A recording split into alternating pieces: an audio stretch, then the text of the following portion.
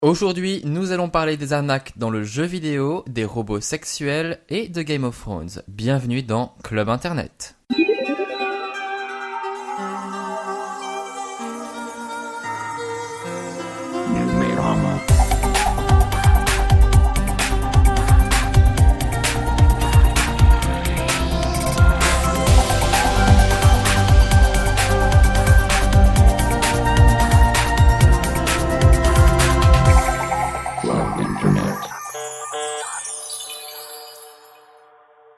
Salut à tous, c'est Julien de Numérama et je suis très heureux aujourd'hui de vous accueillir pour notre 3e podcast de Club Internet où on va parler de pop culture, de tech, de numérique, de jeux vidéo, de sexe peut-être et également de Game of Thrones. Alors pour m'accompagner aujourd'hui dans cet épisode, j'ai 3 personnes de très grande qualité et je commence à ma droite avec Nelly. Bonjour Nelly. Bonjour Julien, bonjour à tous. Et bonjour Cyrielle qui est à ma gauche. Vous la voyez pas mais elle est à ma gauche.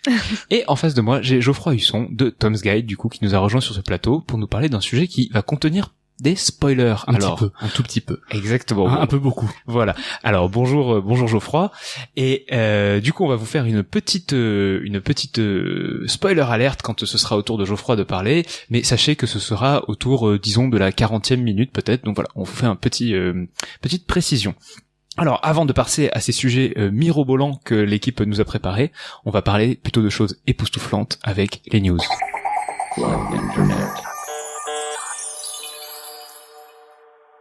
Les news d'abord et on va commencer avec l'IFA de Berlin où nous étions avec la rédaction de Numérama, donc avec mon collègue Corentin Durand. Je crois que Geoffroy Husson y était aussi pour Tom's Guide. Je ne crois pas, tu le sais, puisqu'on s'est vu là-bas. Non, mais il faut laisser la surprise pour les lecteurs. Les auditeurs, les auditrices qui ne savent pas ces choses-là, c'est la magie.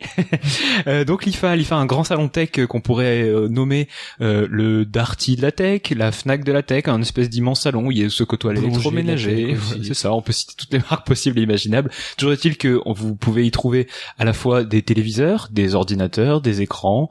Qu'est-ce qu'on a d'autre ? On a de l'électroménager, on a des frigos, on a des frigos roulants qui ramènent des bières directement à son canapé.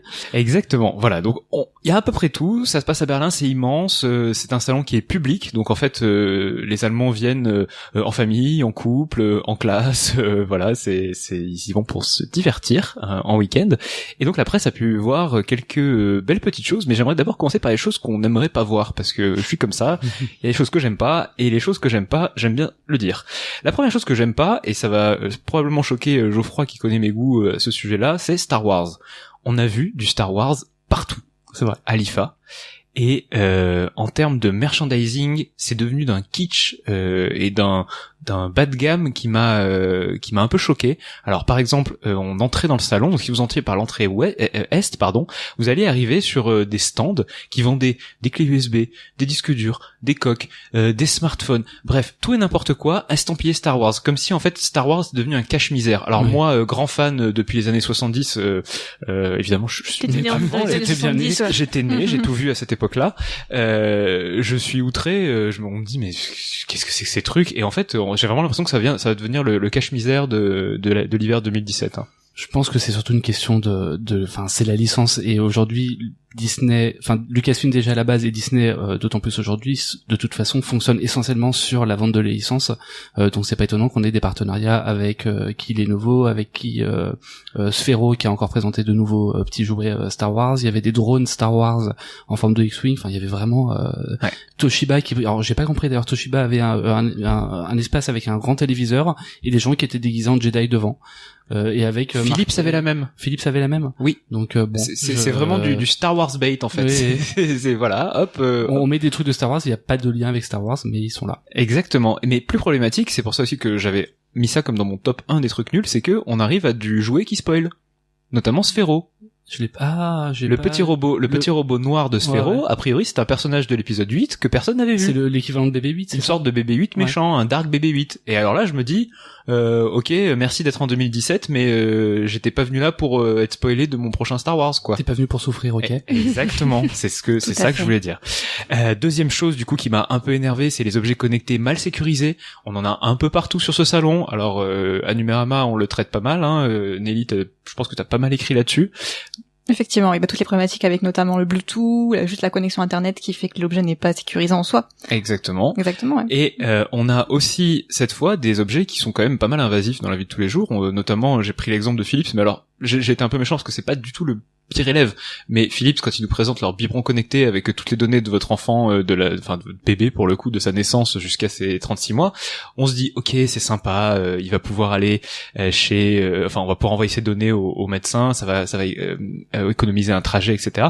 Mais au fond, imaginez le moment où Philips se fait hacker et toutes ces données partent dans la nature. Enfin, la personne qui a présenté ce jouet n'a pas du tout précisé comment il était sécurisé, où étaient les données. Enfin bref, je trouve ça un peu abusé qu'on ne mette pas la sécurité avant tout, en fait. C'est vraiment le truc qui va faire en sorte que un objet est intéressant ou pas. À mon avis, c'est qu'il soit à la fois utile, confortable et sécurisé. Et ça peut pas, ces trois éléments sont indissociables. Alors bon, voilà, les objets mal connectés qui sont mal sécurisés, on arrête, s'il vous plaît. Bah, je pense qu'au niveau du grand public, il n'y a pas encore cette sensibilisation vraiment très très acquise sur la fuite de données, l'utilisation des données qui ont été piratées, etc. Je pense que ça va venir avec le temps, mais effectivement, ça va peut-être prendre un petit moment avant qu'il y ait une réelle démocratisation sur la sécurisation des données. Et des objets en eux-mêmes. Et des objets en eux-mêmes. Qui peuvent devenir des botnets. Et donc, ils communiquent pas là-dessus non plus, je pense. Enfin, je pense que c'est pas un argument de vente encore pour le grand public. T'as des trucs connectés chez toi déjà? Non, quasiment pas. Moi, je suis un peu une parano là-dessus. C'est vrai que quand je vois n'importe quel objet plus ou moins connecté, la première question que je me pose, c'est effectivement est-ce que c'est sécurisé ou pas. Même des applications toutes bêtes que je télécharge sur Android, quoi. Je fais vraiment attention à pas télécharger n'importe quoi. Bien sûr. Et je pense que t'as la bonne, la bonne pratique. Ouais, enfin, je me suis quand même fait pirater ma carte bleue il y a 3 jours, quoi. Donc. Ok, d'accord. Bah, ouais. Avec les bonnes pratiques. Tu as les bonnes pratiques. Pas à l'abri. C'est ça. Mais pas de chance. Exactement. Ok. Et donc on va passer du coup à mon troisième coup de gueule. Ce sont les robots ridicules qu'on a vus partout dans le stand dans l'IFA. Alors peut-être que Geoffroy t'étais déjà parti avant la première journée, mais alors c'est devenu infesté de robots qui sont en fait des tablettes tactiles Android bas de gamme. Ah mais les mêmes qu'on avait vus au CES l'an dernier. Voilà, ce genre de truc. Donc en fait c'est des objets en plastoc qui ressemblent à des Furby. On leur met une tablette tactile et on dit c'est un robot. Et ça roule. Non mais il faut arrêter. Sur la tablette tactile, on voit le visage du robot a priori et donc les différentes émotions qu'il est censé avoir. C'est super flippant, mais c'est pas des robots, c'est des tablettes tactiles, c'est du logiciel. Personnellement, tu m'as eu à Furby. Hein. Ouais. Ouais. Alors, est-ce que je continue à t'avoir quand je te dis que la plupart et les plus kitsch coûtent minimum 2000 €? Ah oui, non, là, moins. Voilà. Moi, j'ai gardé mes Furby. Il me semble. Ah non, cela était pas français. Ce qu'on a vu d'ailleurs avec notre consoeur Lucie Ronfaux qui les a essayés, c'était pas français. C'était bien flippant parce qu'il y avait une tête de gamin à l'intérieur qui faisait des petits sourires. Alors on se demande où est-ce qu'ils vont les mettre, mais bon, en tout cas, voilà, un peu bizarre. Est-ce que vous seriez prêt à adopter un robot nul chez vous? A priori, non. Non, Nelly pas non, comme ça, non, pas trop. J'ai déjà un chat, ça me suffit. En fait. Oui, mais un chat, voilà, il y a des interactions. C'est ça. Avec le robot, il y a rien. Enfin bon, voilà, c'était ces 3 coups de gueule de l'IFA où pour le coup, je me suis dit vraiment, ces tendances-là, il faut pas y aller en fait. Hein, et j'espère qu'au CES, ça sera quelque chose d'oublié. Mais mon petit doigt me dit que je n'y crois pas trop. Et deuxième news, on va passer du coup à quelque chose de plus récent, mais qui concerne toujours l'IFA parce que ça va être un peu monomaniaque. Mais bon, il y a quand même eu quelques annonces. C'est Huawei qui a avancé sur l'intelligence artificielle exécutée en local. Alors, avec quoi? Avec un processeur, le Kirin 970, qui a été annoncé comme un processeur capable de faire du calcul servant à l'apprentissage machine. Et donc, en fait, ce sont des données qui, d'habitude, sont traitées sur des serveurs distants, dans le cloud, le fameux cloud, et qui sont renvoyées sur votre smartphone. Donc, vous avez besoin d'une connexion Internet pour utiliser et Google Assistant, et Siri, etc. Vous les connaissez tous. Là, Huawei débarque avec son Kirin et dit on est en train de préparer un avenir où l'intelligence artificielle, les réseaux neuronaux et l'apprentissage machine pourront être faits à la fois en local et à la fois à distance. Donc une sorte d'hybride où et l'important en fait, on en a parlé avec les objets connectés, c'est la sécurité de toutes ces choses-là. Si vous envoyez une donnée par exemple à l'assistant, ça va être traité chez Google qui va certes anonymiser, différencier, etc. Il y a des processus assez complexes de différenciation qui permettent de, on va dire, encadrer la pratique de l'analyse des données personnelles, mais ça reste des données que vous envoyez chez Google. Là, on a un petit pas en avant vers l'intégration de ces processus-là à l'intérieur d'un smartphone. Alors, évidemment, Huawei était au niveau de l'annonce. Le PDG du groupe, Richard Yu, s'est félicité de ses avancées, mais on n'a pas eu réellement des annonces logicielles, un kit de développement ou quoi que ce soit. On l'aura a priori en octobre. Ouais. Avec l'annonce du Huawei Mate 10, si je dis pas de bêtises, et qui sera normalement le premier smartphone à embarquer directement le Kirin 170. D'accord. Donc ça va être tout vite, hein, c'est tout là. Hein, octobre, c'est généralement ils font ça début octobre ou mi-octobre. Ouais, c'est je crois que la date était déjà donnée sur la date de la conférence justement d'annonce du smartphone. Je crois que c'est 10 ou 12 octobre, quelque chose comme ça. Ok, intéressant. Et donc c'est cette puce. Huawei souhaite l'éprouver, ils souhaitent la tester dans leur mobile, ils souhaitent voir comment ça marche avant peut-être du coup de l'ouvrir à d'autres constructeurs pour qu'il y ait une démarche qui soit toujours plus centrée vers ce que peuvent faire les mobiles. Et c'est vrai qu'aujourd'hui on a tendance à l'oublier, mais un smartphone contemporain est déjà tellement puissant pour tout ce qu'on lui demande. Enfin, je sais, Geoffroy, pardon. C'était, il fallait que je la fasse une fois, désolé. Geoffroy, c'est des sujets que tu traites tout le temps sur Tom's Guide, mais on est quand même à une course à la puissance qui est démesurée pour les applications. On a une course à la puissance, mais en soi, aujourd'hui, un processeur classique d'ordinateur ou de smartphone est incapable d'être aussi performant sur l'intelligence artificielle, qui va demander généralement plusieurs processeurs, des réseaux neuronaux, etc., qui sont pas intégrés dans des processeurs aussi compacts et des unités de calcul qui sont petites. La taille compte aussi. Donc après je demande à voir, hein, mais si Huawei arrive à intégrer ça directement dans le smartphone, c'est effectivement un pas en avant. Ok, intéressant. Bon, en tout cas, on va suivre ça de très près et en octobre et sur les annonces qui vont probablement être faites entre septembre et octobre. Mais voilà, c'est un développement qu'on a trouvé très intéressant. Huawei était là juste pour présenter ça à l'IFA. Hein, ils ont pas amené de produit, donc c'était vraiment une stratégie de dire on s'impose en tant que constructeur de smartphones. Et ils ont fait leur conférence le samedi, qui est le jour où tous les journalistes de toute façon, à part vous, étaient déjà partis. Donc ils s'attendaient à ne pas avoir énormément de reprises. Et enfin, on s'attendait à ce que ça soit pas une grosse annonce de produits.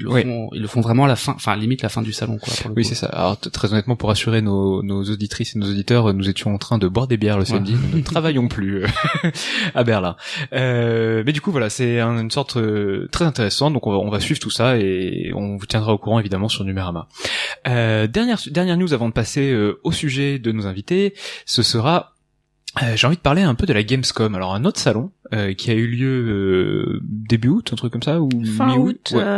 Alors j'ai 22 août, je crois. Du 22 au 26, si je me souviens bien. Du 22 au 26, donc c'était quasiment juste avant l'IFA. Alors c'est intéressant comme salon parce que la news que j'aimerais faire passer, elle est un peu business, c'est que la Gamescom a priori intéresse de moins en moins la presse. C'est la première année où il y a eu très très peu de bruit autour de la Gamescom, c'est-à-dire de bruit médiatique où on a pu parler d'annonces, etc. Et en parallèle, c'est aussi une année où il y a eu une croissance parce que comme c'est un salon allemand, c'est aussi un salon public et on a vu 350 000 personnes sur le salon, mais beaucoup moins de relais médiatiques. Alors, Cyrielle, tu suis quand même pas mal l'actualité des jeux vidéo. Qu'est-ce que les salons? Plus trop ça, non 2017.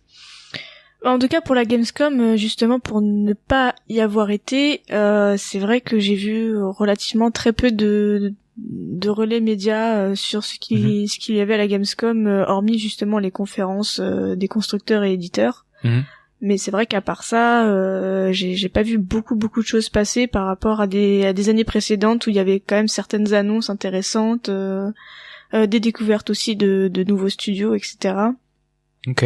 Donc je sais pas si je sais que l'Europe essaye de concurrencer un petit peu tout ce qui se fait comme à l'E3 ou pour les tech le CES de Vegas quoi, mais oui effectivement là j'ai l'impression que ça perd un petit peu en dynamique, mais c'est peut-être juste parce que l'année n'a pas été très et il y a eu des annonces à l'E3 quand même, il y a eu pas mal de choses qui sont passées. Il y en a eu peu aussi à la Gamescom. Pour le coup des annonces, à part quelques annonces bizarres et encore qui étaient très secondaires, il n'y a pas eu d'annonces fracassantes de nouveaux jeux à la Gamescom, donc peut-être que les journalistes étaient au courant. Enfin, ça va à l'avance qu'il y aurait pas énormément d'annonces et que c'est pour ça qu'ils n'ont pas fait le déplacement ou qu'ils ont moins couvert.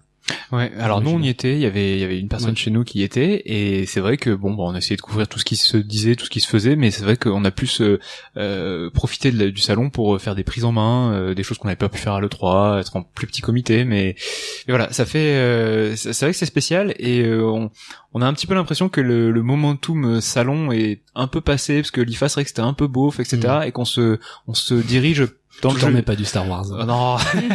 on se dirige, j'ai l'impression, dans le jeu vidéo comme dans la tech, vers des conférences uniques en fait, des annonceurs qui profitent d'avoir justement un point de vue, de ramener par exemple une centaine ou 200 journalistes dans un même lieu, et ils se disent voilà, on va présenter un jeu ou une plateforme, et ils commencent à s'extraire de la temporalité des salons qui tombent tous les ans et où tout le monde est là et où c'est dur de faire sa place. Alors je sais pas si c'est quelque chose que vous avez senti aussi. Bah on le voit déjà avec Samsung d'une part, pour donc en tech qui il y a encore 2-3 ans présenté à chaque fois le Galaxy S pendant le MWC, le Mobile World Congress en février, et le Galaxy Note pendant l'IFA. Aujourd'hui, maintenant, ils sont séparés complètement de ces salons-là. Ils font leurs conférences 1, 2, 3 semaines, un mois après ou avant, mais toujours dans ces périodes-là. Et de l'autre côté, on a pour les jeux vidéo, on va avoir Sony qui va refaire encore sa PlayStation Experience, et ce sera à ce moment-là, a priori, qu'il y aura toutes les grosses annonces. Ouais. Donc effectivement, je pense qu'ils se séparent et ils veulent avoir les projecteurs directement sur eux, en tout cas pour les plus gros. Ouais, et Nintendo sur ses lives, ce qu'ils font. Les Nintendo Live depuis très longtemps, et du coup c'est un avantage pour eux, c'est peut-être un avantage pour les journalistes qui ont moins à picorer un peu à droite à gauche, mais je trouve l'inconvénient c'est que du coup on va moins aller dans ces événements-là parce qu'il y aura moins de gros, et on risque de passer à côté de perles qu'on n'aurait pas pu voir parce que évidemment ces salons c'est aussi des endroits où on rencontre des jeunes pousses, des indépendants, des petites entreprises qui cherchent à montrer leur bébé, et là j'ai l'impression que si Gamescom, E3, IFA ne font pas un peu plus pour pousser les constructeurs à rester dans le parcours, on va dire, de ces événements, on va avoir moins de journalistes finalement là-bas. Voilà, c'est un petit rappel sur la chronologie et le business du coup de ces salons, parce qu'il y a quand même aussi des questions d'argent derrière, hein, on va pas se mentir, hein, les gros payent beaucoup, les moins gros payent moins, et les salons sont faits aussi pour ça.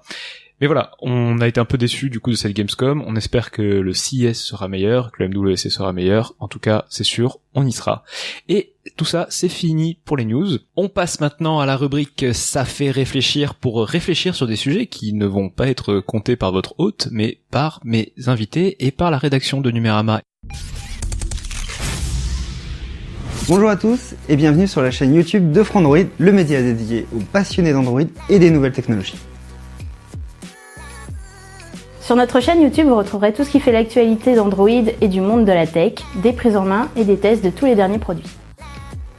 Vous trouverez aussi des speed tests et des comparatifs, mais également des guides d'achat, des tutos et des astuces pratiques. Vous pouvez aussi participer en direct à notre émission TechPaf en réagissant sur les réseaux sociaux et en partageant vos coups de cœur et vos coups de gueule. Alors n'hésitez pas à vous abonner à notre chaîne, à nous consulter sur frandroid.com et à nous suivre sur Facebook, Twitter, Instagram et Snapchat. Et comme vous êtes de plus en plus nombreux à nous suivre sur notre chaîne YouTube, on tient tous à vous remercier.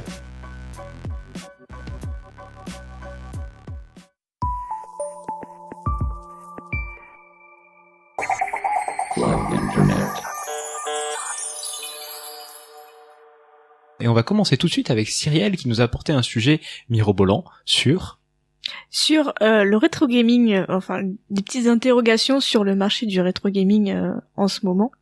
Ok, à toi Cyrielle. Pour être un petit peu dans le fil de l'actu, il a été annoncé la sortie d'une cartouche Super NES de Street Fighter 2 en l'honneur des 30 ans de la série, enfin en tout cas du jeu Street Fighter 2. Street Fighter.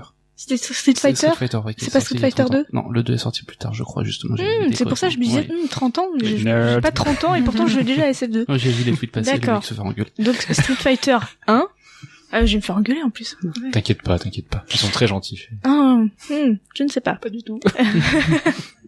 Et donc je me suis beaucoup interrogée sur quelle influence ça aurait sur le marché du rétro gaming, parce que en même temps, pendant mes vacances, je suis tombée sur un groupe Facebook sur lequel il y avait des chineurs un petit peu qui étaient vraiment fans de rétro gaming et d'anciens jeux, qui répertoriaient les grosses arnaques, en tout cas ce qu'ils appelaient les grosses arnaques de vente de jeux vidéo rétro gaming, et j'ai trouvé le sujet un peu marrant et aussi une bonne opportunité pour s'interroger un petit peu sur le marché. Parce que si le marché du rétro gaming n'est pas forcément nouveau. Il y a quand même ça marche depuis quand même quelques années, des ventes de cartouches, etc.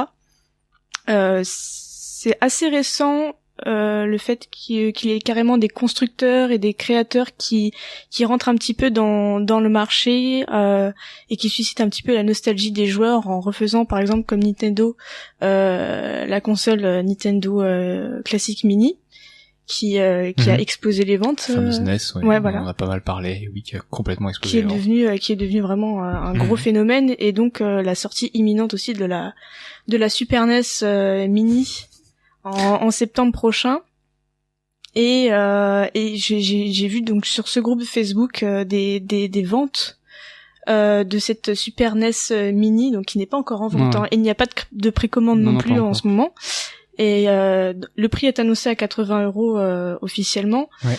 Et en fait, ceux qui vendent en avance cette Super NES la vendent à minimum 250 €, voire 400, voire 500 €. D'accord. Des petites choses comme ça, de l'opportunité. Alors attends, 500 € pour une console, enfin la réédition de cette console, une réédition de qui console est vendue à 80 €, d'accord. Voilà. Ok, un beau business. Et certains ont aussi assez de souffle pour nommer cette console comme une console rétro en fait. Faire passer la Super Nintendo ou la NES Mini qui vient de sortir aussi comme des consoles rétro, alors que c'est juste en fait un disque dur qui a le packaging de l'ancienne console oui, et avec des jeux à l'intérieur quoi. Et comment ils justifient ça?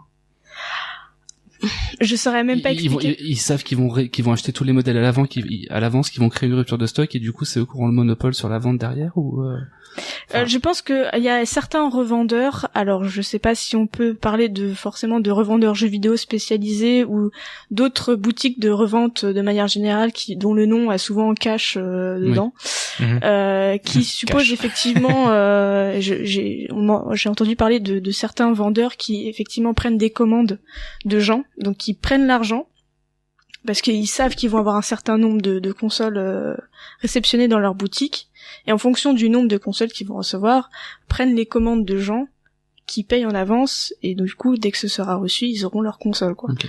Mais le problème avec ça, c'est que certains aussi vont un peu jouer sur le nombre de consoles qu'ils vont recevoir, et en dilapider, genre ils vont en recevoir 100, 200, et en dilapider 30 à un certain moment, puis 30 après, enfin créer un petit peu une certaine pénurie, une grosse demande en tout cas. Okay. Ouais, et quand on a cette demande et cette pénurie, mécaniquement les arnaques pullulent parce que des gens en veulent. Et voilà, ça se retrouve sur des groupes comme celui que tu as vu. Bah c'est justement ça en fait, c'est sur lequel je m'interroge beaucoup sur le rétro gaming. Je pense qu'il y a d'autres marchés qui sont pas du tout jeux vidéo, mais qui ont aussi ce genre de tendance où il y a vraiment énormément de demandes pour très peu d'offres en fait. Oui, bien sûr. Et donc dont les revendeurs jouent énormément là-dessus, en essayant de créer une sorte de vraiment de plus-value, mais qui n'est pas forcément justifiée en fait, parce que il y a des jeux par exemple qui sont vendus comme rares, alors que c'est pas le cas, qui ont été quand même édités à des millions d'exemplaires, ou en tout cas à l'époque qui ont vraiment été édités à beaucoup d'exemplaires, et donc en soi c'est pas vraiment difficile de les trouver quand on est un peu nostalgique, qu'on chine un petit peu. Un Zelda 64, des choses comme ça, c'est pas si rare que ça en vrai. Mais comme il y a une très forte demande sur des titres très très connus comme ceux-là, les gens qui veulent revendre ce genre de jeu en profitent à mort pour gonfler les prix de manière vraiment presque scandaleuse, vraiment scandaleuse. Et alors attends, je me pose une question, du coup là tu parles par exemple d'un Zelda 64, est-ce que du coup il y a eu un mécanisme de hype qui a fait que plus de gens s'y intéressent en ce moment, et donc qui se font avoir parce que c'est pas des connaisseurs? Parce que j'imagine qu'un connaisseur, une connaisseuse comme toi, voit un jeu hors de prix et se dit non mais n'importe quoi, je vais aller l'acheter ailleurs, aucun problème. Parce que s'il y a ces offres là, c'est que ça marche, il y a des pigeons qui se font pigeonner. Oui, je pense que effectivement il y en a qui sont peut-être un peu moins renseignés sur la vraie valeur d'un jeu, mais c'est ça aussi que je trouve très pernicieux en fait, c'est il n'y a pas vraiment d'argus officiel de la valeur de tel jeu. Donc c'est vraiment au jugé de la personne, au jugé du vendeur aussi, s'il veut être honnête ou pas, si lui il est il est un petit peu au courant des prix qui se font ou pas, mais enfin on ne verra jamais de les bonnes affaires où tu vois un petit peu la grand-mère qui sépare des jeux de son petit-fils et qui vend ça 10 € vite fait dans une brocante, ça existe quasiment plus. Okay. Il y a que vraiment des gens qui profitent à mort de ce genre de vente, quoi. Ok. Et du coup, est-ce qu'il y a des médias qui sont spécialisés là-dedans pour dire un peu, voilà, ça coûte ça, ou alors des Argus, tu dis qu'il y en a pas, mais est-ce que toi, par exemple, qu'est-ce que tu pourrais donner comme conseil à nos auditrices et nos auditeurs pour pas se faire avoir, en vrai? C'est difficile parce que et justement il y a justement cette espèce de serpent qui se mord la queue et vraiment de cercle vicieux là-dessus. C'est qu'il y a donc des revendeurs en ligne qui gonflent énormément les prix et les revendeurs physiques à qui on va vendre par exemple une cartouche et qu'on retrouve c'était avenue de la République, je crois, c'est République qu'on peut trouver le plus gros les magasins, et enfin Voltaire, c'est ça, ou Diderot, je sais plus. Voltaire, ouais, peut-être. Ouais. Enfin pour Paris, mais pour d'autres villes aussi, tous ces revendeurs comme ça, souvent ils se calent sur les prix qui se font en ligne. Et donc voilà, donc c'est un effet boule de neige où il n'y a pas vraiment de retenue quelque part. Et donc c'est très difficile du coup de connaître vraiment la vraie valeur d'un prix. Alors sur le groupe Facebook en question, il y a beaucoup qui justement estiment vraiment à la baisse, enfin ils disent voilà, ce jeu ouais en fait ça vaut 30 balles pas plus, des choses comme ça, mais j'ai l'impression que ça reste encore au jugé, quoi. C'est pour ça que je me pose beaucoup de questions sur ce marché-là, c'est que c'est très difficile de pouvoir vraiment juger la valeur d'un jeu. Ok, je vois, t'as peut-être un... Ouais, après, le truc, c'est aussi une question de demande et d'offre. Oui, bien sûr. Et au bout d'un moment, si jamais les seuls prix pour un jeu, les seules versions disponibles sont vendues, je sais pas, on va dire 150 €, 200 €, même si c'est beaucoup trop cher pour ce que ça vaut réellement, l'air de rien, si c'est disponible uniquement à ces prix-là, ça devient la valeur du jeu quelque part aussi. Oui, bien sûr. Ouais. Mais alors, où sont passées ces unités? Elles meurent? Les gens les gardent chez eux, les jeux... Ouais. Ouais, parce que j'avais vu pas mal de sujets qui traitaient des anciennes consoles, donc évidemment, si vous êtes amoureux de rétro gaming, vous pouvez tout faire. Le truc le moins cher, c'est peut-être une Recalbox, sur un Raspberry Pi, donc ou un RetroPie, oui, voilà, c'est ça, ouais. Dessus. Donc une petite installation toute simple d'un système Linux avec plein d'émulateurs dessus, deux manettes, celles que c'est vos préférées, et puis c'est réglé. Mais des gens aiment bien avoir la vraie console, etc. C'est le côté matérialiste, c'est le côté nostalgique aussi. C'est un peu ce que j'ai découvert en me renseignant sur le sujet. Il y a un site qui s'appelle Link to the Past, donc c'est le créateur du site et l'auteur qui s'appelle Valentin Simoni, si je me trompe pas. Okay. Qui donc est vraiment expert sur ce marché-là, sur le marché du rétro gaming, et qui lui estime qu'il y a plus ou moins plusieurs types de collectionneurs, en tout cas plusieurs strates du marché, dans le sens où il y a des collectionneurs qui vont vraiment acheter par nostalgie des jeux qu'ils ont déjà connus, qu'ils ont déjà joués, qu'ils connaissent. Et ensuite, il va y avoir une autre strate de collectionneurs qui va commencer un petit peu une fois qu'ils ont la collection de jeux qu'ils ont retrouvés qu'ils ont connus vraiment enfants ou plus jeunes, vont aussi vouloir avoir des jeux d'une collection similaire, donc des jeux Super Nintendo par exemple. Qu'ils n'ont pas forcément fait, mais c'est vraiment pour gonfler un peu la collection et vraiment démarrer vraiment une collectionnite pas forcément encore très aiguë, mais bien tassée, quoi. Et après il y a vraiment la grosse strate qu'on a vu émerger il y a quelques années de ça, quand il y a eu les ventes aux enchères rue Drouot sur des jeux comme ça, où là on part complètement dans l'objet de collection. Presque comme le marché de l'art un petit peu, où on a les cartouches qui sont encore sous blister, qui n'ont jamais été touchées, qui ne seront jamais ouvertes, on espère qu'ils ne seront jamais ouvertes et qui demeurent vraiment un objet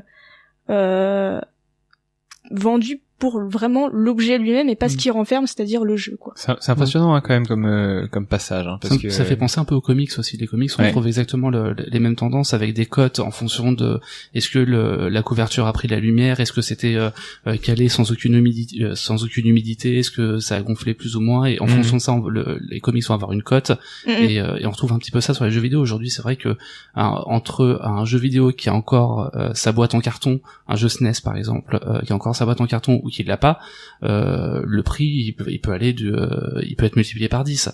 Donc c'est juste pour la boîte en carton qui est c'est ça. Et le problème de ça, c'est qu'il y a justement une espèce de d'amalgame de ces différents marchés. Et donc certains voient des cartouches s'envoler à des prix exorbitants et se disent si ça se vend à ce prix-là, moi je vais mettre ma vieille cartouche dégueulasse avec l'étiquette arrachée et le truc complètement défoncé à 40 balles quoi. Alors que non, ça vaut pas ça. Et est-ce que le marché le jeu vidéo en tant que médium de divertissement on prend un coup avec ça, parce que par exemple est-ce qu'il y a ce genre d'oldies qui deviennent du coup complètement inaccessibles? C'est-à-dire est-ce qu'il y a encore des gens qui sont seuls à pouvoir jouer à un jeu vidéo sur Terre, ou est-ce qu'on a réussi à dématérialiser les ROM et à les mettre quoi qu'il arrive sur Internet?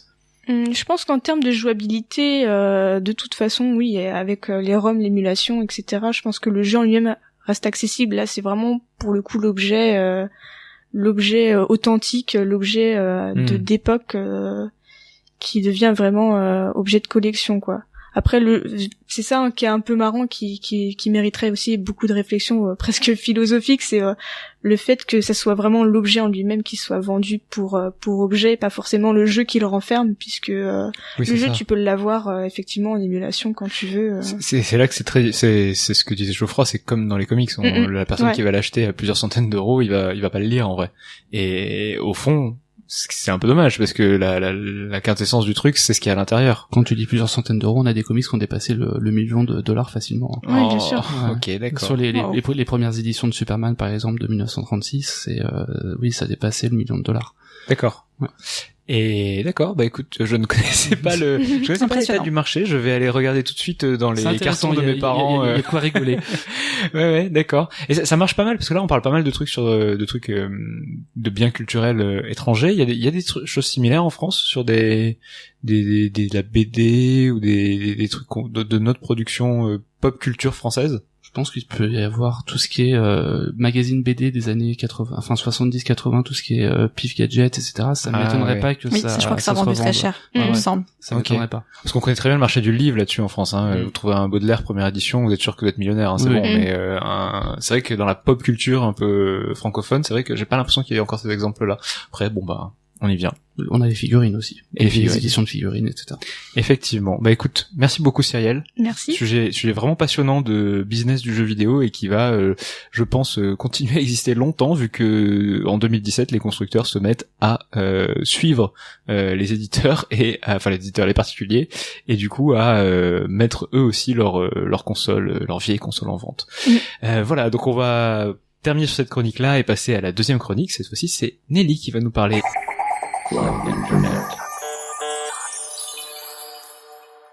Nelly, de quoi vas-tu nous parler d'ailleurs? Je vais vous parler des robots sexuels. Vas-y. Vous pouvez me faire un petit bruit si vous voulez. Non. Non, même pas. Vous êtes pas rigolo. Tu veux que je fasse je sais pas s'il faut faire un bruit de robot ou... Ouais. Un bruit. Un bruit sexuel.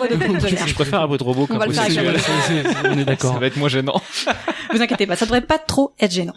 Ok, on te fait confiance. Alors aujourd'hui, la plupart des pays acceptent la diversité des pratiques sexuelles. Ça, on est à peu près d'accord là-dessus, notamment l'usage des sextoys et d'autres objets sexuels qui, eux, servent plutôt à des fins médicales. Mais aujourd'hui, on trouve aussi des entreprises qui créent des robots sexuels, qui semblent finalement poser encore plus de questions éthiques que ces jouets sexuels, on va dire traditionnels, entre guillemets. Et pour parler de tout ça, j'ai convoqué une étude qui a été publiée en juillet dernier, qui s'appelle Our Sexual Future with Robots. Elle a été menée par une fondation aux Pays-Bas qui s'appelle la Foundation of Responsible Robotics. Donc c'est une organisation à but non lucratif dont l'objectif c'est de mobiliser les sciences humaines pour travailler avec les concepteurs de robots, pour penser les conséquences de ces technologies en amont et non après qu'elles aient été créées, ce qui est quand même un petit peu plus intelligent. Donc cette étude, elle questionne les futurs enjeux éthiques autour des robots sexuels.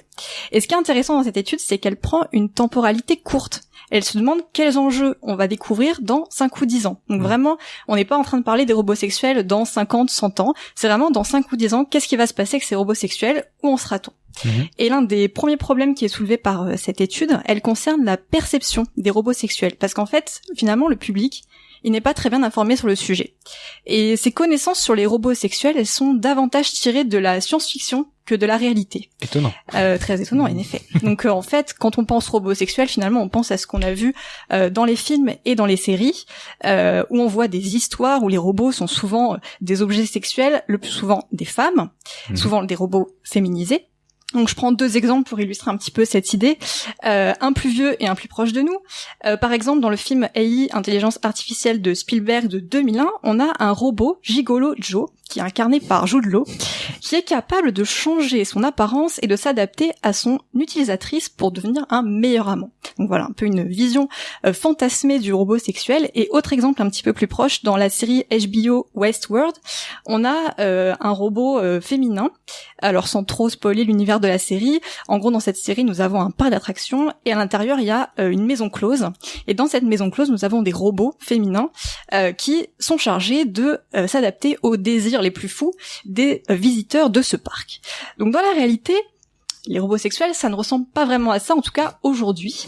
Ce sont surtout des poupées sexuelles avec une peau en silicone, un squelette articulé en métal et avec une expressivité surtout très limitée.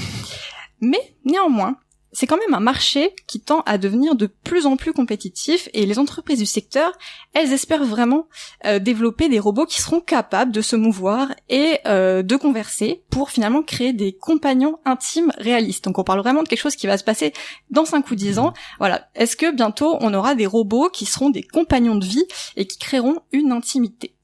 Donc la fondation dans cette étude, elle se pose plusieurs questions. J'aimerais bien vous les poser pour voir vous vos pronostics et après je vous dirai ce que eux ils disent dans leur étude. Très bonne idée, allez. Alors la première question, tout simplement, est-ce qu'à votre avis, les gens auront des relations sexuelles avec des robots dans 5 ou 10 ans ? Cyrielle. Je pense que c'est quasiment déjà le cas dans la mesure, enfin ça dépend ce qu'on définit comme un robot, mais je pense que oui. Est-ce qu'un sextoy est un robot ? Est-ce qu'un sextoy connecté est un robot ? Ouais. Est-ce qu'un sextoy connecté est un robot ? Il a pas... Le problème du sextoy, c'est que c'est vraiment juste un objet qui n'a pas forme humaine. Oui, c'est pas... Alors que dans le robot sexuel, donc, on a vraiment, si j'utilise le bon mot, c'est l'anthropomorphisme. Exactement. C'est le fait d'être représenté comme un être humain. Ouais. Parlons de robots anthropomorphiques alors, parce que des sextoys qui marchent tout seuls, j'estime qu'il y en a déjà et je pense qu'il y a pas mal de marchés pas mal de gens qui l'utilisent. En effet. Ok. Donc à votre avis, y aura-t-il des robots sexuels dans 5 ou 10 ans ?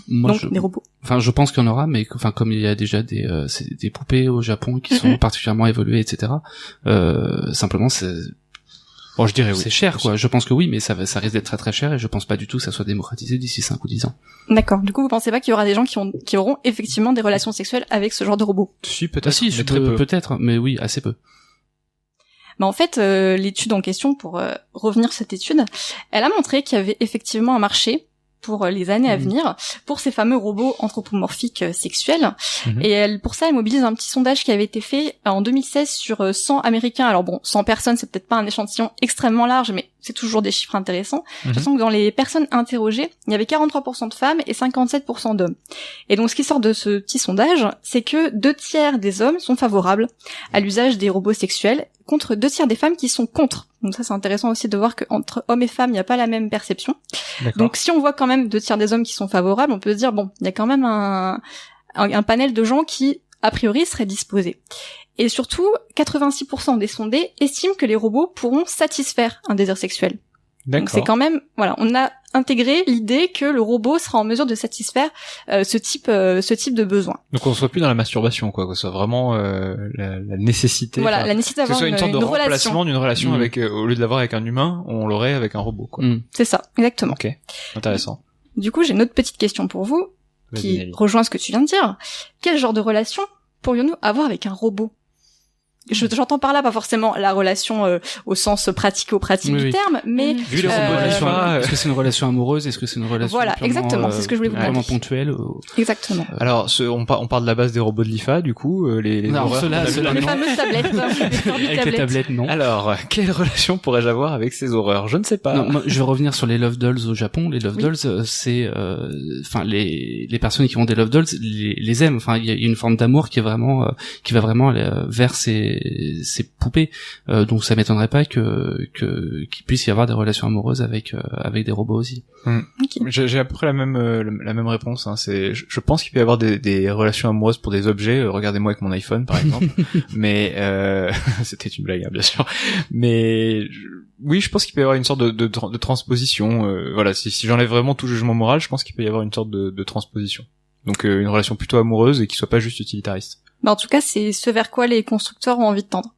a priori, d'après toujours les prédictions de cette étude qui, évidemment, ce petite fondation n'a pas de boule de cristal pour revoir dans l'avenir, mais en tout cas, avec ce qu'ils ont trouvé, ils se disent effectivement, c'est ce que veulent faire les constructeurs, ils voudraient reproduire en tout cas, ils voudraient que les gens puissent reproduire un acte sexuel proche de la réalité, mais donc aussi l'intimité qui entoure la relation sexuelle.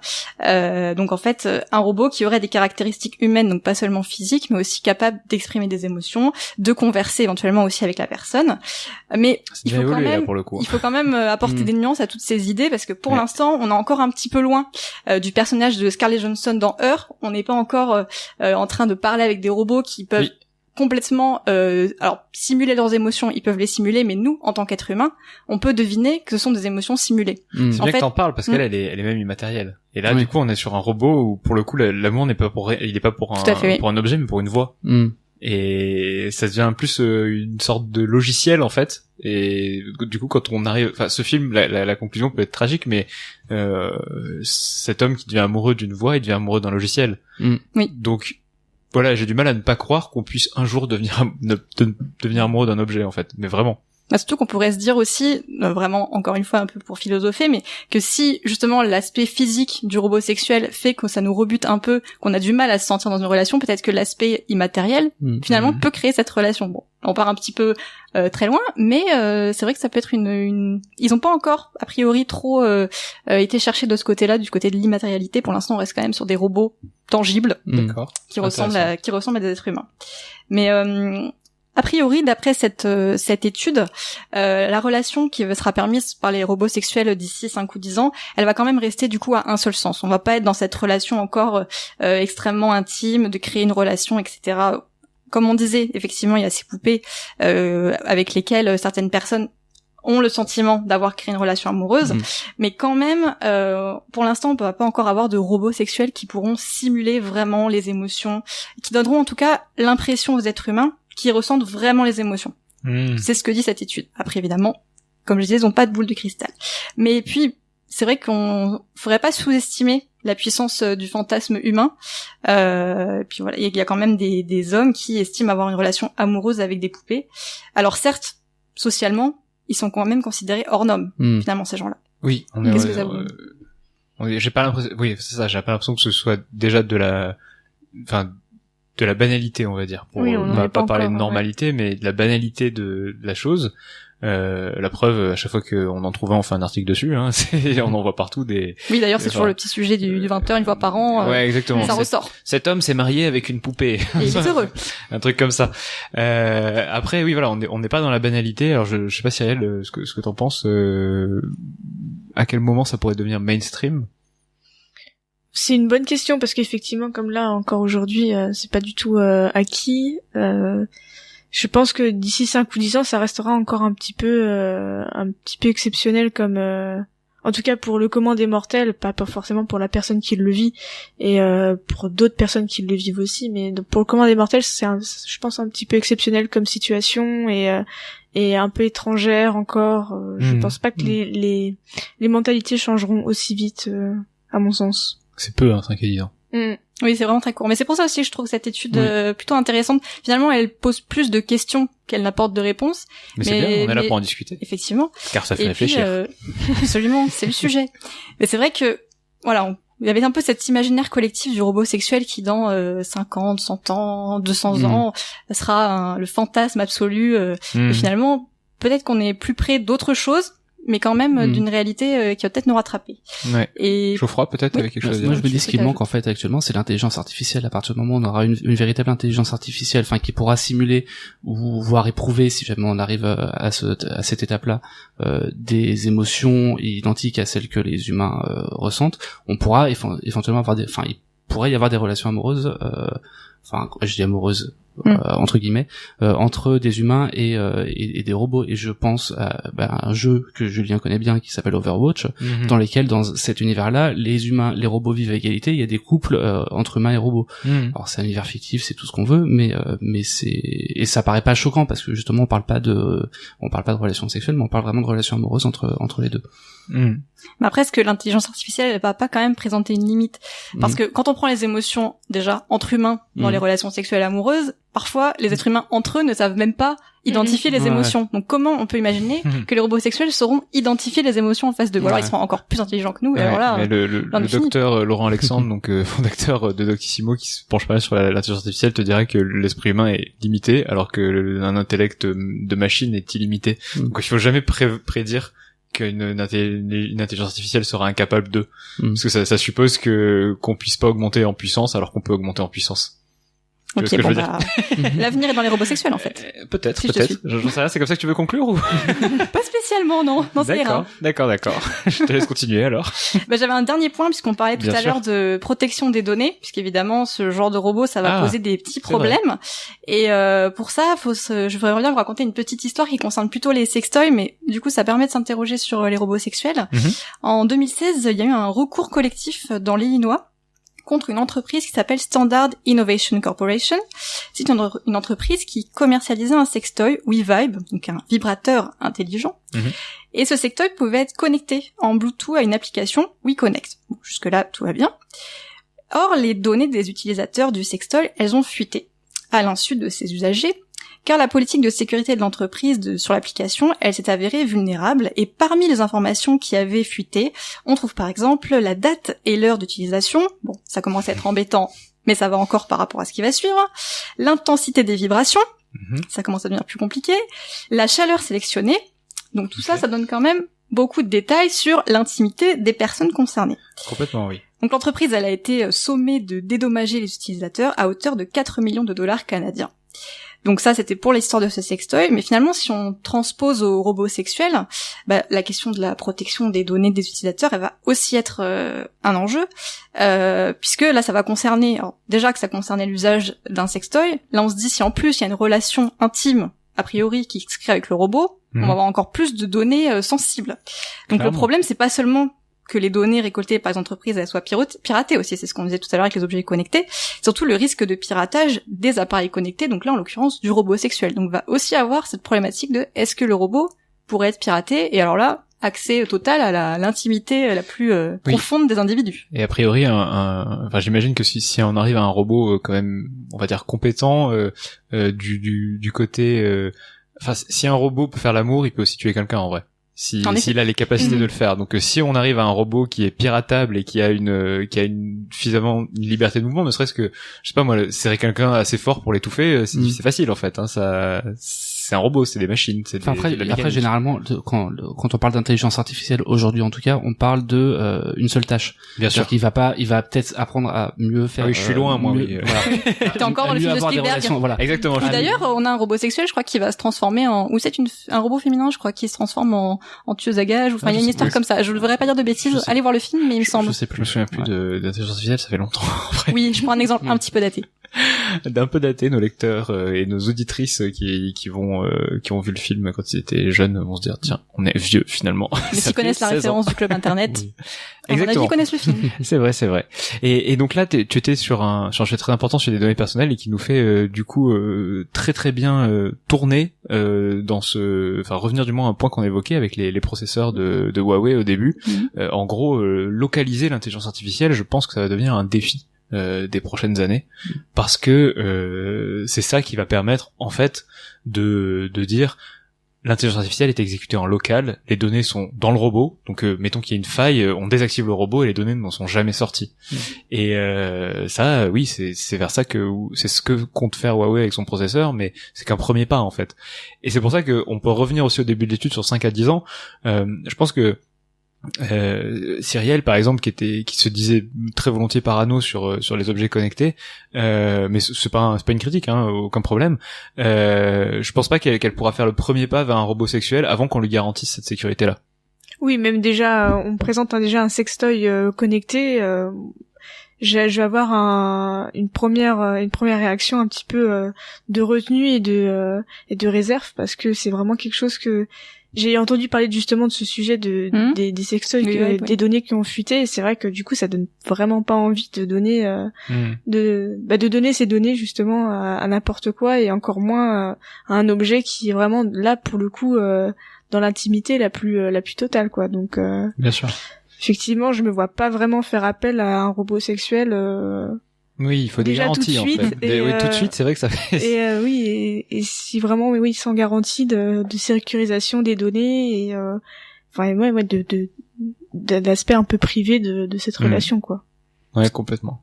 Tout à fait. Bah, écoutez, beaucoup de questions sont ouvertes. Oui, tout à fait. Et après, en revanche, peut-être pour conclure ce sujet, il faut aussi se rappeler quand même que l'industrie du sexe, de manière générale, a quand même eu toujours regardé la technologie droit dans les yeux et a quand même souvent eu une petite longueur d'avance sur certaines techniques. Donc pourquoi pas devenir motrice de l'IA, parce que comme on l'a vu là en discutant, on a quand même déjà une centaine de problèmes à résoudre. Énormément. Donc si tout le monde s'y met, peut-être qu'on va pouvoir faire des découvertes qui serviront à d'autres secteurs qui sont moins liés à la sexualité et faire avancer un peu tout dans le même bloc, quoi. Voilà, merci beaucoup Nelly, c'était très très très intéressant. C'est des problématiques qui nous touchent tous, hein, évidemment. Et on va passer du coup à la partie spoiler. Donc je vous fais une petite spoiler alert. Et si vous le voulez en français, divulgachi ou intricide. Divulgachi. J'aime beaucoup ça. Voilà.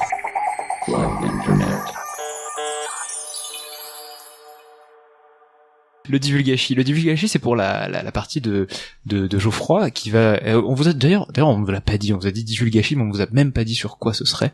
Donc, si vous avez vu par exemple le dernier Star Wars, ça va. Oui. Si vous avez vu par exemple, si vous l'avez pas vu le dernier Star Wars, exactement. Ça va aussi apparemment. Si vous n'avez pas vu, je sais pas, le Seigneur des Anneaux, ça va. Ça, a priori, oui. En revanche, si vous n'avez pas vu le dernier épisode de la saison 7 de Game of Thrones, là, ça va être problématique. Ça va être un peu plus compliqué. Quoique le dernier épisode, je n'en parle pas, je parle de l'avant-dernier, plus. Mais, oui, je parle de l'avant-dernier. Allez, je crois que c'est à toi. Impressionne-nous. J'ai regardé une super série, moi, cet été, c'est le Trône de Fer. C'est pas Game of Thrones, c'est vraiment le Trône de Fer. D'accord. Je suis un peu, comme pas mal de gens dans les sphères un peu nerd, j'ai des obsessions à chaque fois pour les univers des sagas que je découvre, que ça soit les bouquins ou les livres, le lore, enfin tout ce qui est vraiment le background de ces univers-là, etc. J'aime beaucoup rentrer dedans et ça va m'obséder pendant des semaines, voire des mois. Et je trouve que justement Game of Thrones ou le Trône de Fer, A Song of Ice and Fire, donc les romans en anglais, s'y prêtent beaucoup. Moi, Game of Thrones, je m'y suis mis sur le tard. J'ai dû commencer pendant la diffusion de la saison 2, je crois, et j'ai commencé à lire les livres. Du coup, je les ai lus, mais seulement il y a 3 ans. Donc, je sais pas comme certains qui lisaient déjà dans les années 90. Et comme à chaque fois que je découvre un univers comme ça, j'ai été complètement happé par la richesse de l'univers, avec une histoire qui est hyper riche. Il y a énormément de personnages, de nombreuses villes, de nombreux peuples, des mythologies, à plus savoir qu'en faire. Et voilà, tout ça, c'est des bons ingrédients pour moi, qui vont me permettre de nourrir un peu ce nerdisme. Et je trouve que là où Game of Thrones va encore plus loin que le Seigneur des Anneaux ou Star Wars, qui ont également des univers très riches, c'est au niveau des théories. Donc c'est les fan théories, c'est ça dont je vais parler, c'est parce que c'est assez facile de théoriser ce qui va se passer dans une œuvre. Par exemple, c'est souvent ça serait cool si alors je vais parler de Star Wars là pour le coup, mais si Rey était la fille de Luke. Sauf que c'est basé sur absolument rien dans le film, et limite tous les indices dans Star Wars 7 laissent entendre que ce serait pas Luke. Mais c'est simplement, voilà, ce serait cool si. La différence dans Game of Thrones, c'est qu'il y a énormément de théories qui sont basées sur des rêves, sur des prophéties, sur des visions, ou sur des événements qui sont passés. Et donc, rien n'est laissé au hasard là-dedans, et je vais donc donner quelques exemples histoire de montrer et de développer un peu ce point-là. L'exemple le plus connu, et en plus l'avantage c'est que c'est un des rares qui a été montré dans la série télé, c'est la prophétie qui a été faite à Cersei par une voyante qui s'appelle Maggie la grenouille et qu'on voit dans le premier épisode, Maggie the Frog, pardon, en anglais, mais en français c'est Maggie la grenouille, je suis désolé, et on l'a vu dans le premier épisode de la saison 5, c'est d'ailleurs le seul flashback de la série avant que Bran puisse voir dans le passé, on voit Cersei enfant, qui va voir une vieille voyante, qui est pas vieille d'ailleurs dans la série mais qui l'est dans les bouquins, et qui lui fait une prophétie en 3 parties. Donc je vais faire les questions de Cersei et les réponses de Maggie. Donc Cersei lui demande quand est-ce que j'épouserai le prince, parce qu'à ce moment-là Cersei est amoureuse de Rhaegar. Donc Rhaegar, on le rappelle, c'est le grand frère de Daenerys et c'est le papa de Jon Snow. Je pense que maintenant on peut spoiler. Et donc on l'avait dit. Et donc voilà. Quand est-ce que j'épouserai le prince? Et Maggie lui répond jamais, tu épouseras le roi. Donc elle n'épousera pas Rhaegar, elle va épouser Robert une fois qu'il sera devenu roi. Cersei lui demande, mais je serai donc quand même reine? Réponse, tu seras reine jusqu'à ce qu'une plus jeune et plus belle te prendra tout ce que tu chériras. ça explique notamment la grande méfiance, pour dire le moins, de Cersei envers Margaery Tyrell, qu'elle soupçonne d'être cette plus jeune et plus belle reine qui lui prendra tout. Sauf qu'en fait, on réalise maintenant que c'était pas Margaery, c'était Daenerys. Voilà. Donc à chaque fois, il y a le petit côté, elle pense que ça va être telle personne et ce sera pas la même personne. C'est pour ça qu'elle les tue tous en fait. C'est pour ça qu'elle les tue tous. et dernier exemple, le roi et moi aurons des enfants, pour l'interrogation. Oui, lui en aura 16, tu en auras 3. Donc il a 16 bâtards, elle en a 3 avec son frère Jaime. D'ailleurs, c'est pour ça aussi, je ne pense pas qu'elles sont enceintes dans la saison 7. Leurs couronnes seront dorées, tout comme leurs linceuls. Et quand tes larmes auront coulé, le Valonqar, j'expliquerai après, entourera ta gorge pâle de ses mains et étouffera la vie en toi. Alors, le Valonqar, c'est le petit frère en haut-valérien. C'est du haut-valérien, donc la langue d'origine de la famille Targaryen notamment, et la langue des sauces, la langue principale. Et donc, ça veut dire petit frère. Ce qui explique notamment que Cersei soupçonne depuis qu'elle est enfant que Tyrion va la tuer. Ça explique sa haine de lui, ça explique pourquoi elle fait tout pour se débarrasser de lui, ça explique pourquoi elle essaie de le tuer déjà à 2 ou 3 reprises au fur et à mesure de la série. Et il se trouve qu'a priori, elle s'est plantée sur les 2 précédentes en pensant qu'elle épouserait Rhaegar, en pensant que elle serait menacée par Margaery, et finalement c'est pour beaucoup de lecteurs, ce serait pas Tyrion, ce serait Jaime ou Sandor Clegane, donc le limier. D'accord. Qui est un petit frère aussi. C'est le petit frère de la montagne. Ah, voilà. Effectivement. Ouh là là. Ou Jon Snow qui est également un petit frère. Enfin voilà. Et ces théories-là, justement, permettent à chaque fois d'avoir plein de niveaux de lecture différents, et il y a plusieurs personnages qui peuvent être concernés par les théories dans Game of Thrones. La plus connue c'est Azor Ahai ressuscité, qui sera un peu le sauveur qui mettra fin aux marcheurs blancs. On a 5-6 indices différents sur qui il pourrait être, et au final personne n'a tous les indices pour lui, mais du coup on a on va dire 3 candidats sérieux, et ça peut monter jusqu'à 10 candidats au total. D'accord, donc là t'es en train de dire en fait que George Martin a créé une œuvre en énigme. Il a créé une œuvre en énigme et vraiment une mythologie en prévoyant tout à l'avance. Sur les 4 éléments donc que j'ai cités, que ça soit j'épouserai le prince, je serai quand même reine, etc. Il y a 3 de ces éléments qui se sont déjà produits, puisque maintenant tous ces enfants sont morts, et à chaque fois c'est donc pas par le personnage qui était soupçonné par Cersei. D'accord. Voilà. Et ça, c'est un truc qu'elle a dans les bouquins toujours en tête, cette théorie-là. Dans la série, beaucoup moins, mais ça explique ses interactions avec les autres personnages, et c'est au fondement du personnage de Cersei, c'est ça. C'est, je veux le pouvoir, je suis amoureuse de Jaime, et j'ai peur qu'il m'arrive et qu'on me dépossède de tout ce qui m'est arrivé. Ok, donc ça permet de comprendre un peu, de mettre le personnage en niveau de grille, quoi. Clairement. Parce que, ouais, alors, on l'a tendance vu et en plus, méchante, mais... en plus, dans les livres, on a des points de vue, pas mal de chapitres qui sont écrits du point de vue de Cersei, donc ce qui aide aussi, justement, à comprendre un peu tout ça. D'accord. Autre exemple de théorie, ça va être, alors là, je vais peut-être affabuler un peu, et je pense pas que ça soit le cas dans la série, mais je pense que ça sera le cas. Tu t'es trompé que 13 fois sur 16, donc les affabulations, on les connaît. Je me suis pas trompé, ça arrivera la saison prochaine. Oui, allez sur Tom's Guide, très bonne idée. Donc, l'autre exemple, c'est Tyrion ou Cersei et Jaime, qui pourraient être des Targaryens. Okay. C'est un peu plus tiré par les cheveux, et pour le coup ça vient pas des livres, des volumes des livres en eux-mêmes, ça vient de l'encyclopédie officielle de la saga, qui s'appelle Le Trône de Fer, les origines de la saga.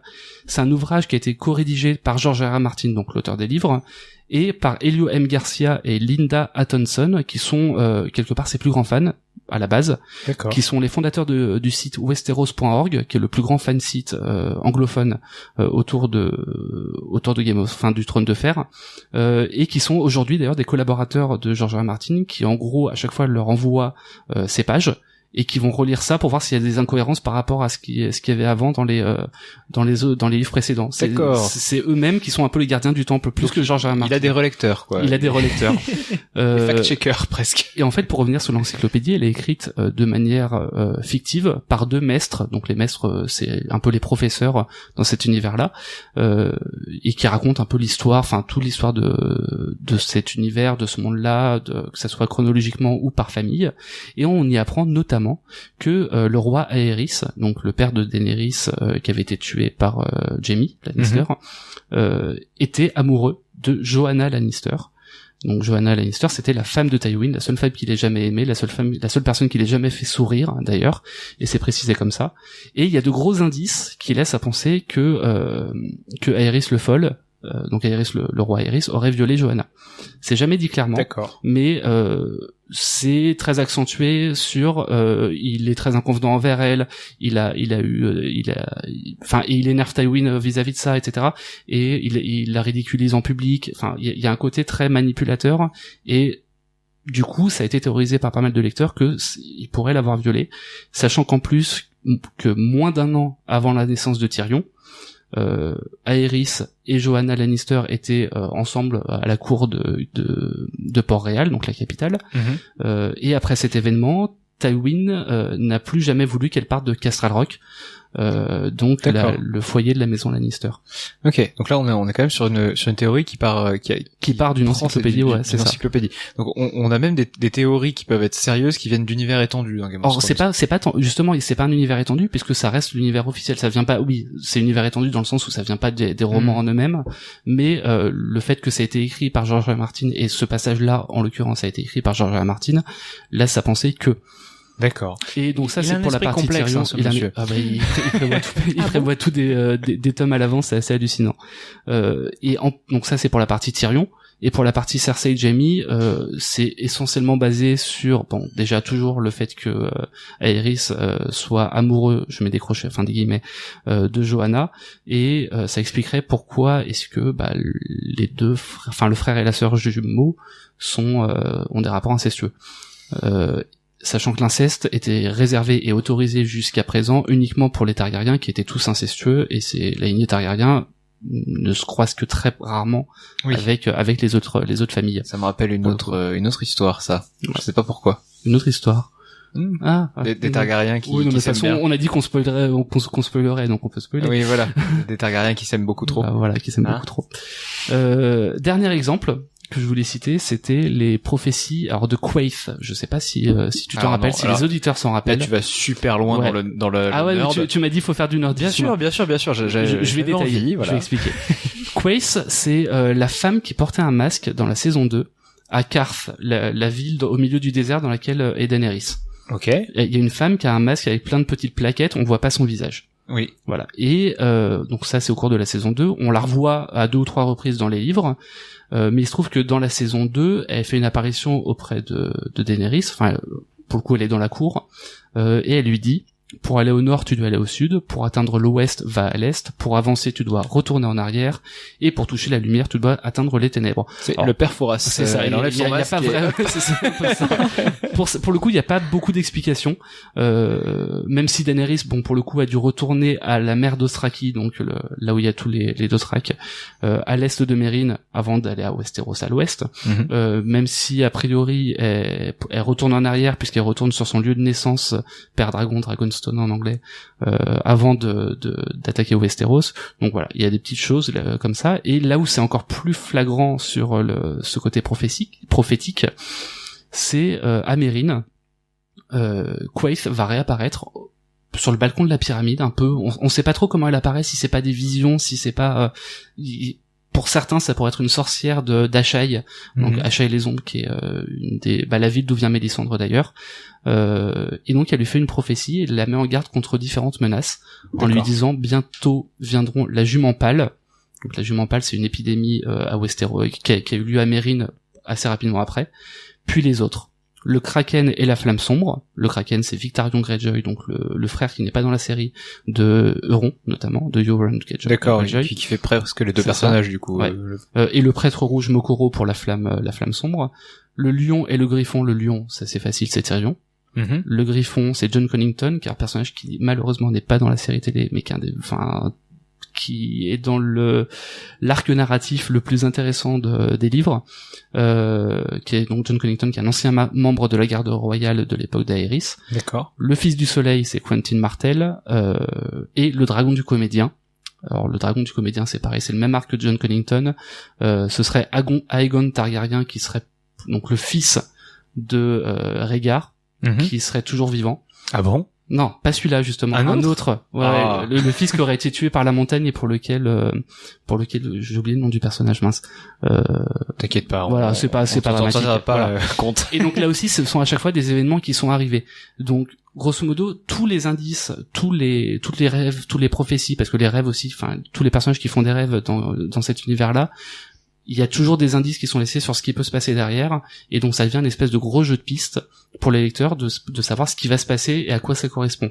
Rien n'est laissé hasard, que ça soit dans la maison des non-mourants, donc à Karth, encore une fois l'espèce de grande tour que gravit Daenerys. Elle voit plein de visions, notamment elle avec dans la salle du trône de fer, avec le toit qui est défoncé par exemple. Tout ça a priori sont des choses qui vont plus ou moins se passer, ou qui sont peut-être imagées, qui sont peut-être juste métaphorique, mais tout ça devrait se passer. Les visions de Bran également, Bran qui dit, enfin à qui on a dit, je suis la corbeille à 3 yeux. Oui, non, mais surtout à qui on a dit tu ne marcheras plus jamais, mais tu voleras. Bien sûr. Ce qui veut dire qu'a priori Bran prendra le contrôle d'un dragon. Selon pas mal de... Mais il volait dans des corbeaux, là. Oui, non, mais c'est pas intéressant de voler dans un corbeau. C'est nul. Oh, bah tu voleras, c'est voilà, stylé, tu prends possession d'un dragon ou tu le fais pas, enfin, c'est... D'accord, alors notez, ça c'est une théorie de Geoffroy. Ça c'est une de mes théories, et pour ça n'engage pas Numérama. ça n'engage absolument pas Numérama, mais pour le coup, si j'ai raison comme ça, j'aurais d'autant plus raison. Et je pense que Viserion, donc le dragon mort, va être repris par Bran. Possible. Voilà. Ok, je te suivrai là-dessus. Donc il y a les prophéties de Quaithe, il y a les prophéties du fantôme de Nobleker, qui est un autre personnage de la série, des romans qui n'apparaît pas dans la série. Donc tout est là vraiment à chaque fois pour faire avancer l'histoire, pour montrer que tout est prévu, que rien n'est laissé au hasard, je l'ai déjà dit. Et je vais pas en dire plus sur différentes prophéties. Ce que je vais faire, c'est que je vais inviter les lecteurs qui souhaiteraient lire les romans, qui souhaiteraient s'y mettre, et vraiment je vous le conseille parce que c'est beaucoup plus riche que la série télé, et notamment on va comprendre, comme je le disais pour Cersei, toutes les interrogations et tout ce à quoi pensent les personnages. Et je leur conseillerais de faire attention absolument à tout. C'est-à-dire que le moindre rêve, la moindre prophétie a un sens là-dedans. Même les noces pourpres, donc la mort de Robb et de Catelyn, qui avait traumatisé la moitié de la planète, c'est ça, était déjà prophétisé 1 ou 2 tomes avant. Enfin un tome avant, je crois, par un autre personnage, et qui s'adresse à Arya. Et alors, voilà. est-ce que tu penses que quand Martin écrit, il se laisse des petites notes sur les trucs qu'il a écrits, il se dit tiens, ça je vais le réutiliser, ou est-ce qu'il a déjà... Non, je pense qu'il a tout prévu. Je crois qu'il a des petites trames. Je pense que contrairement à, on va dire, une série comme Lost. Ouais. Enfin, pour moi, il y a 2 types de séries télé. T'as les séries comme Lost et les séries comme Game of Thrones. Lost, c'est une série qui est basée sur les personnages, et où les auteurs écrivaient la suite en fonction de comment est-ce que les personnages devraient logiquement répondre à tel ou tel événement, à telle ou telle péripétie. Et donc on leur met des péripéties, et ensuite c'est, pour lui c'est logique de faire ça, donc on va écrire qui fait ça. Game of Thrones, c'est une série qui est écrite pour selon un fil narratif, plus que pour les personnages, et donc on fait interagir les personnages de façon à ce que on arrive à tel ou tel point. Le fil narratif se déploie. C'est ça. Et dans la dernière saison, du coup, elle a été, personnellement, j'ai adoré, mais elle a été quand même pas mal critiquée justement pour démêler beaucoup trop de choses trop vite. Je trouve que justement, elle n'en démêle pas tant que ça. Ah ouais. En tout cas, sur tout ce qui est, après, c'est peut-être parce que j'ai eu tort sur 13 théories sur mes 16, mais je trouve que justement, typiquement, typiquement, la série, n'hésitez pas.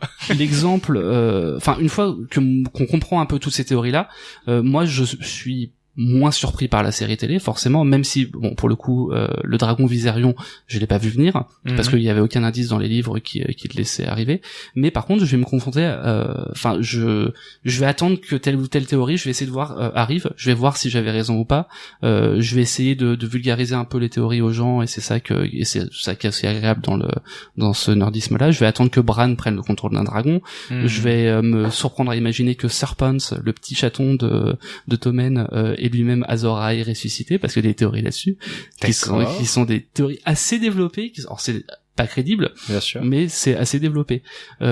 Et pour terminer là-dessus, je voudrais juste inciter les gens qui sont intéressés par toutes ces théories-là à consulter 2 sites. Le premier, 2 pages en l'occurrence. Le premier, c'est la page Dreams and Prophecies du Wikia de Westeros.org, qui est très complète. Alors pour le coup, il y avait une version française, mais qui était hébergée chez la Garde de Nuit. Mais la Garde de Nuit, je sais pas ce qui se passe. J'ai l'impression que le site ne fonctionne plus. Donc c'est essentiellement anglophone.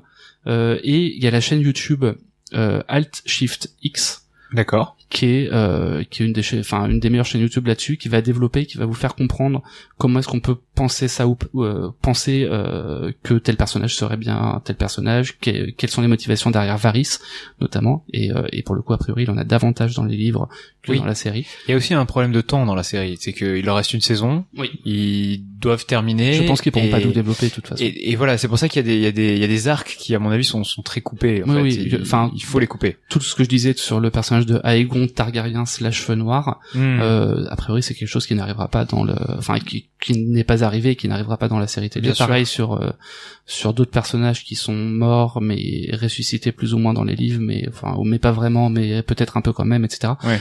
Il y a très peu de chances aujourd'hui qu'on les revoie dans la série télé. Parce que c'était pas important. Non, c'est ça. Et puis il y a une nécessité d'action, et j'ai l'impression aussi qu'il y a une nécessité de contenter un autre public qui est un peu plus casual et qui a aussi ses attentes qui sont un peu différentes. Et là pour le coup, c'est typiquement les mecs comme moi, et moi personnellement je vais regarder sur Reddit. Et toutes les théories, c'est bon. Alors mais t'en as, c'est du gros n'importe quoi. Beaucoup de lol, beaucoup de n'importe quoi, mais il y a des trucs qu'on capte un peu de loin et on est super content à la fin, quoi. Une fois que t'as compris justement que ce que ça voulait dire. Oui. Et il y a un côté satisfaisant en fait. Exactement. C'est presque de l'auto-spoiler, mais c'est pas vraiment du spoiler. C'est de l'enquête. C'est plus de l'enquête que du spoiler en soi. C'est ça. C'est une sorte d'enquête sur les traces qui ont été laissées dans la série, et notamment ce qui se passe à la fin du dernier épisode de la saison 7, donc Jon et Daenerys, machin. Voilà. Enfin, pour le coup, c'était même pas une surprise. Enfin, c'était pas une surprise, quand tu regardais les vidéos qui avaient été mises en ligne par les showrunners, donc David Benioff et Dan Weiss, au fur et à mesure, c'était à chaque fois, ils expliquaient un peu, donc après la diffusion sur HBO de chaque épisode, la chaîne YouTube officielle Game of Thrones mettait un petit making of de 4-5 minutes où ils expliquaient certaines des scènes, et systématiquement ils expliquaient que les scènes entre Daenerys et Jon, c'était fait pour faire monter la tension entre les deux.